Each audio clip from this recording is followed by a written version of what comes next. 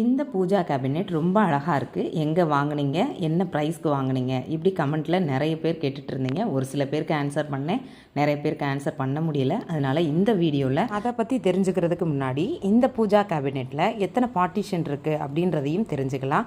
இப்போ கீழே பார்த்தீங்கன்னா 2 ட்ராயர் மாதிரி 2 டிவிஷன் இருக்குது. ஃபஸ்ட்டு இருக்கிற ட்ராவில் இந்த மாதிரி லெஃப்ட் சைடில் இருக்கிறது பிரம்ம முகூர்த்த விளக்கு ஏற்றுறதுக்காக இந்த மாதிரி செட்டு வச்சுருப்பேன்.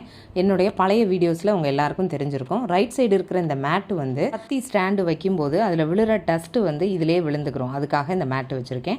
ஈவினிங்கில் விளக்கேற்றும் போது நடுவில் காமாட்சி அம்மன் விளக்கு வைத்து விளக்கேற்றுவேன். கீழே இருக்கிற ட்ரா வந்து நம்ம இந்த பூஜா திங்ஸ் எல்லாமே ஸ்டோர் பண்ணிக்கிற மாதிரி கொஞ்சம் டெப்த்தாக இருக்கும். அதனால நம்ம நிறைய திங்ஸே நம்ம ஸ்டோர் பண்ணிக்கிற முடியுது.